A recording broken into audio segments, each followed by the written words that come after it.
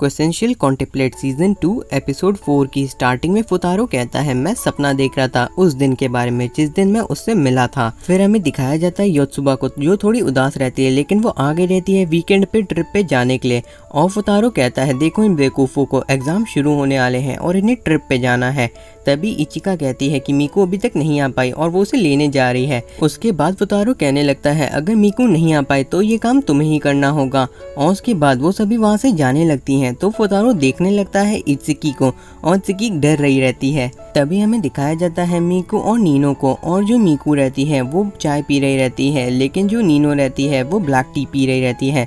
वो दोनों एक दूसरे से बातें करती हैं। मीकू पूछती है आखिर फुतारो ने क्या किया। तो फिर नीनो कहती है उसने मुझे धोखा दिया है। फिर वो केंतारो के बारे में सोचती है और कहती है कि वो फुतारो को कभी माफ नहीं करेगी। फिर वो अपने बालों को देखने लगती है और कहती है कि फुतारो चाहता है कि हम सभी एक साथ रहें। मीकू कहती है कि तब भी तुम घर नहीं आ रही। तो फिर नीनो कहती है अब वो एक जैसे नहीं रहे तो आखिर वो लोग एक साथ क्यों रहें।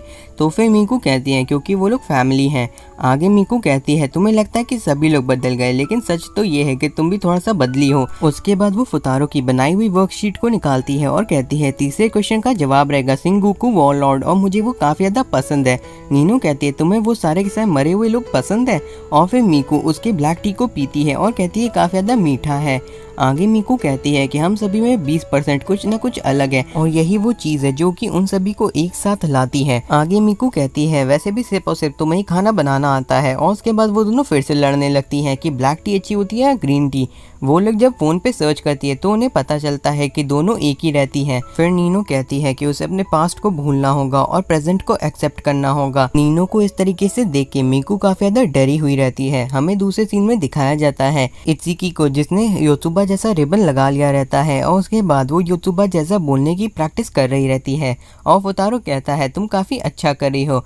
फिर फुतारो चिल्लाता है यहाँ पे कोई किसी को परेशान कर रहा है। और ये सुनते ही योत्सुबा कहती है मैं उसे पकड़ती हूँ और वो वहाँ से दौड़ते हुए चली जाती है। तभी वहाँ पे आ जाती है उसकी जगह पे इत्सुकी और वो कहती है कि मुझे माफ़ करना लेकिन मैं तुम्हारी टीम में नहीं आ पाऊंगी। उसकी कैप्टन कहती है तुम कौन हो, तुम योत्सुबा नहीं हो। तभी हमें दिखाया जाता है कि फुतारो को योत्सुबा ने पकड़ लिया रहता है और वो देख के हैरान रहती है कि ये फुतारो है। उसके बाद योत्सुबा कहने लगती हैं किसी को भी परेशान करना अच्छा नहीं होता। लेकिन फिर फुतारो कहता है इत्सुकी तुम्हारी जगह पे गई है उन लोगों से माफ़ी मांगने और टीम को छोड़ने। ये सुनने के बाद योत्सुबा कहने लगती है कि ये मैं खुद करना चाहती हूँ। लेकिन फुतारो कहता है इत्सुकी वहाँ पे पहले ही जा चुकी है। और दूसरी ओर इत्सुकी उन्हें कन्विंस करने की कोशिश कर रही थी कि वही योत्सुबा है। लेकिन उसकी जो कैप्टन रहती हैं वो कहती हैं तुम्हारे बाल उससे लंबे हैं। और ये सुन के फुतारो और इत्सुकी काफी ज्यादा चौंक जाते हैं। और योत्सुबा कहती है कि अब वो वहाँ पे जाएगी और वो सब संभालेगी। और वहाँ पे योत्सुबा पहुँच जाती है और कहती है ये सिर्फ और सिर्फ मजाक था, वो असल में कॉन्टैप्लेट्स हैं। ये सुन के उनकी कैप्टन काफी हैरान रह जाती है। फिर योत्सुबा कहने लगती है तुम्हें इस बारे में नहीं पता था है ना, इसीलिए नहीं पता था क्योंकि तुम एक बेवकूफ हो। और उसे इस तरीके से बोलते हुए देख के उसकी कैप्टन काफी डर जाती है। तभी फुतारो कहता है लगता है मीकू ने सब संभाल लिया है। और उसके बाद वहाँ पे आ जाती है इचिका और साथ ही साथ मीकू। फुतारो ये देख के हैरान रहता है कि वहाँ पे मीकू नहीं तो कौन है आखिर। तभी इत्सुकी वापस आने लगती है और फुतारो अपनी उंगलियों पे गिनता है कि आखिर अभी कौन बचा हुआ है। तो फिर इचिका बताती है जब वो लेने गई थी मीकू को तो उसे दिखाई दिया कि वो कैंची लेके खड़ी है। और हमें पता चलता है कि असल में वो योत्सुबा नीनो थी जिसने अपने बालों को काफी छोटा कर लिया था। नीनो फुतारो को देख के कहती है गुड बाय केंतारो और उसके बाद वो कहती है पुरानी चीजों को भी गुड बाय। आगे नीनो योत्सुबा से कहती है क्या सब कुछ ठीक है। तो फिर योत्सुबा कहती है नहीं, अब वो खुद जाके उनसे माफी मांगेगी और उन्हें सच्चाई बताएगी। और उसके बाद वो जाने लगती है वहाँ पे। फिर नीनो इत्सुकी से सॉरी कहती है और इत्सुकी भी उससे सॉरी कहती है। फिर नीनो कहती है तुम्हें एक चीज़ नहीं करनी चाहिए थी, मुझे इतने ज़ोर से थप्पड़ नहीं मारना चाहिए था। और ये सुन के इत्सुकी रोने लगती है और उसके पास आ जाती है। फिर वो उसकी पसंद की टिकट लाई रहती है मूवी की और जो नीनो रहती है वो भी उसकी पसंद की लाई रहती है। और इस तरीके से उन दोनों के बीच की सारी मुश्किलें खत्म हो जाती हैं। और हमें दूसरे सीन में दिखाया जाता है योत्सुबा को जो कि माफी मांगती है। फुतारो कहता है तुम अंदर आ सकती हो। साथ ही साथ वहाँ पे नीनो और इत्सुकी भी रहते हैं और फिर वो सभी आ जाते हैं। फुतारो कहता है हमारे पास काफी कम टाइम है तो इसलिए हमें इस चीट शीट का इस्तेमाल करना होगा।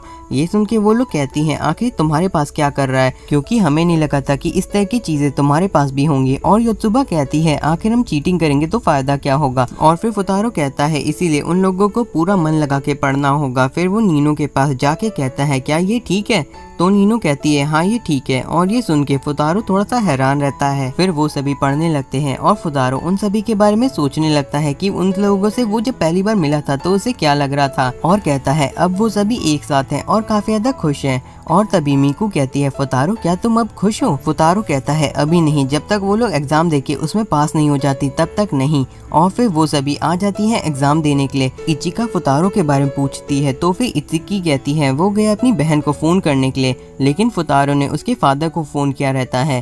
और वो सभी जा रही रहती है एग्जाम देने के लिए। और जैसे ही वो लोग एग्जाम दे देती हैं उनको उनके मार्क्स मिल जाते हैं जिनमें उनके कुछ खास नंबर नहीं रहते हैं।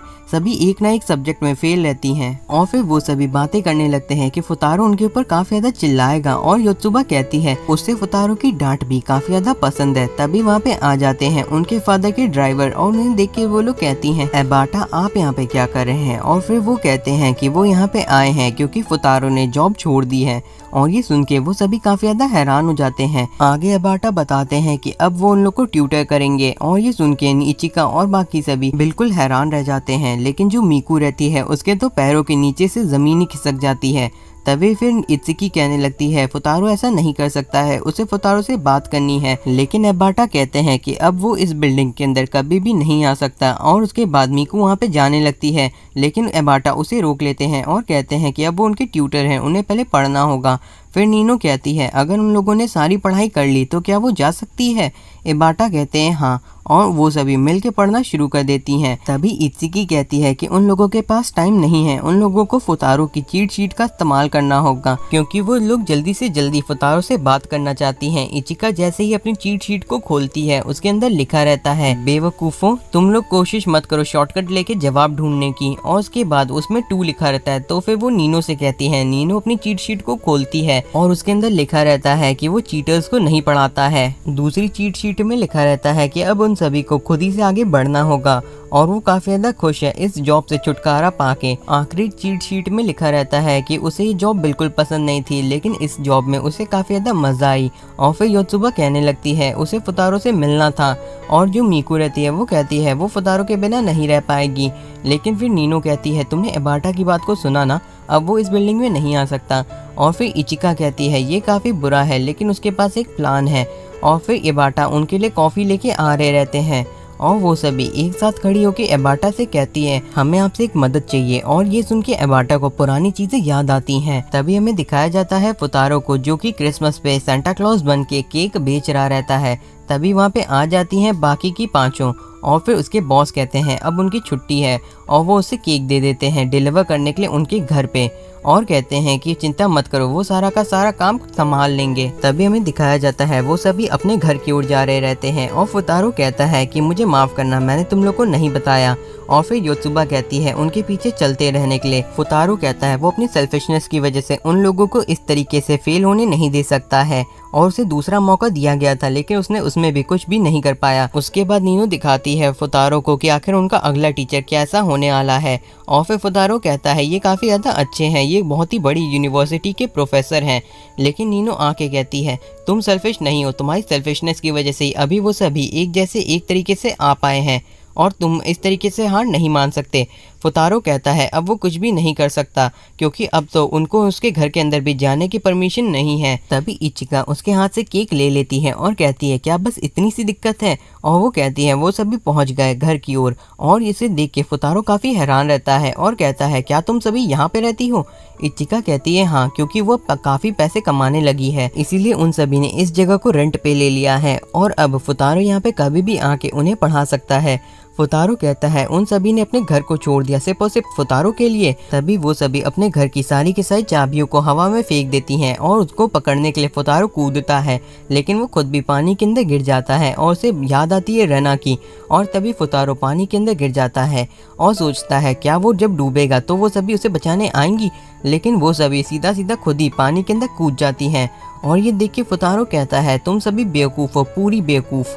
तभी मिकू उसके पास आके कहती है क्या वो ठीक है? फुतारो कहता है हाँ वो पूरी तरीके से ठीक है। और तभी रेना का दिया हुआ लकी चार्म फुतारो के पास से बह के जाने लगता है। फुतारो उसे पकड़ने की कोशिश करता है लेकिन तभी नीनो डूबने लगती है तो फुतारो उसे बचाने चला जाता है अपने लकी चार्म को छोड़ के। नीनो को बचाने के बाद नीनो सोच रही रहती है उसे फुतारो ने फिर से बचा लिया और फुतारो उनके नए टीचर की सारे के सारे डॉक्यूमेंट को फाड़ देता है। और नीनो सोच रही रहती है वो जैसा सोच रही है वैसा कुछ भी नहीं है। तभी इचिका कहती है फुतारो से अंदर चलने के लिए और फुतारो रेना के बारे में सोच के कहता है गुड बाय रेना।